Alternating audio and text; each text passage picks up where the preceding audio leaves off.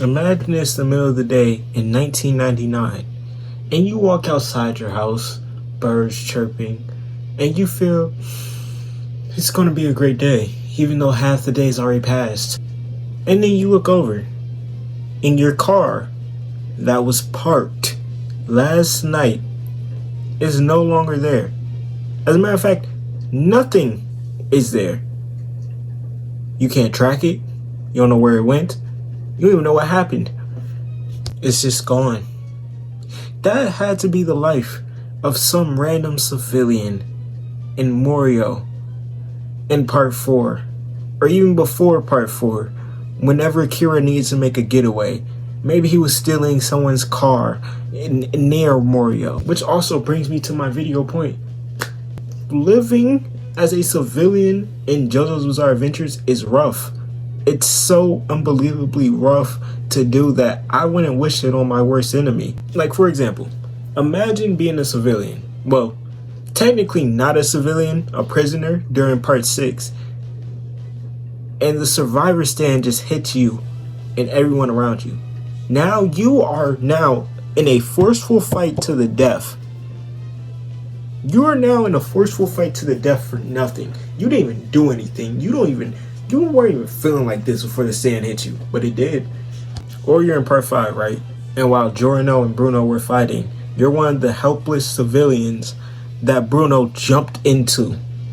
You're that teenager that he jumped into, that strung out teenager laying on the ground. You didn't do anything, but now you have this entire person within your body. And when I say JoJo's, I'm not talking about none of the blank time periods where nothing was happening or all the real world events was happening. I'm talking about, no, you are in the specific town and the specific place that the Joestar is in. So you could pick your poison, pick whatever time period from 1800 up until now that you want to be in. Because you could be there. You could be there. But you just know, the Joestar's there too, and so is the conflict. But now, part 5 is specific too, because like, the thing is, the gangsters literally, like, the group literally beat up a random civilian. I know y'all still remember that random ass jumping. Abashio jumped in all, like the whole group, jumping some random man. That nigga did not do shit. Hell no! Trash ass nigga! Like, y'all correct me in my comments. I can't remember if it was an actual side villain they were jumping or they just jumped a random person, but like, yeah, there was that. Or there was also part 3 when random people's lives were getting messed with just being in Egypt during the Dio Jotaro battle. I think it was Dio who randomly hit a cat into someone's soup. Like, why? He literally did that for no reason either. Just because he felt like it. For the fun of it. Like, I'm just saying this, right? Because I made a video. I don't know if it was like a full video or if it was just like a segment talking about like civilians in JoJo. But let me just say this. Imagine you're a civilian. You're in the same grade as Josuke, right? You ain't never met him. You don't know none of the rules. You don't know nothing. And you really think his hairstyle is ridiculous. And you start clowning, right? Then this nigga just looks at you and turns you into a wall. What do you do? Genuinely, what do you do? Like, of course, don't get me wrong. You shouldn't have been clowning on someone like Josuke. You know, you should never clown on somebody just for what their appearance is, what they wear, what type of hair they got, whatever. But even still, some people can admit his hairstyle is a little crazy. Or you're a poor kid in Italy and you're recruited by this gang and you start selling out and you start selling these substances and you started at like 14 and now you're 21 and you're still selling and you're just selling to these 12-year-olds. Then Giorno catches you and he makes you relive the same day over and over and over again. Because it's kind of like we see with JoJo's, a lot of these civilians to like these overpowered stand users or people who think they're gods or whatever the case, a lot of these civilians, they don't give a damn about them. They will literally just kill them on the spot and they will face no repercussions, like none. Still to this day, it kind of blows my mind that like no one was ever out here looking for Yoshikage Kira after they saw him with his hand chopped off and panting away. And when I say looking, I'm talking about the police. I'm not talking about the group of teenagers and two singular adults. I'm talking about the cops. The cops were not looking for Yoshikage Kira. After, I know there are eyewitnesses like, yo, there was a guy with his hand chopped off, bleeding, dragging himself down the street. Can y'all do something about this? No, they can't. Then on top of that, with Hayato's pops, right? Kira took his pops' identity, right? Cool, right?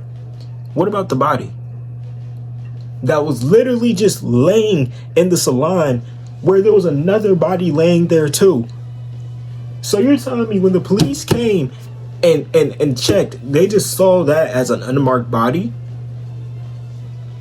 Did she not have cameras in her salon? Like all of part 4, I was really just thinking, where is the police department? Do these citizens never report on anything that happens throughout the town to the police? Because there's no way. Like, even though I understand Josuke's grandfather passed, right? Regular police officer. Why are not the rest of that whole department on some get back shit? Why are they not? We didn't even see a police officer come talk to Josuke. What's going on, bro? Like, Morio is definitely one of those sounds like, wow, Kira was on the loose. Nah, I wouldn't want to live in Morio. Because the thing with Kira was, if he's put in some circumstances where he literally cannot satisfy his urges, anything will do for him. He'll take someone's face off real quick and then take the woman's hand. Technically take their hands off and dip. Don't even get me started on part 1. Like, I was literally just sitting here, I was thinking about it too. Do not get me started about part 1, bro. Imagine being a regular person and this nigga Dio just recruits you to his army. And by recruits, I mean forcefully turns you into a zombie or a vampire. And then Jonathan makes it no better, because once you're already a zombie or a vampire, Jonathan and Speedwagon and them are not trying to find a cure for you. They're getting you out of there. You're getting packed as a vampire or a zombie. Like, niggas be like, oh, just stay out of their path. That's easier said than fucking done. We've even seen in part 5 when Doppio met this random fortune teller, and then Diablo came out, and I'm pretty sure he killed that man. Why? Like, you could be a regular civilian talking crazy to this one well-dressed Negro, and next thing you know, gone. Everything's gone.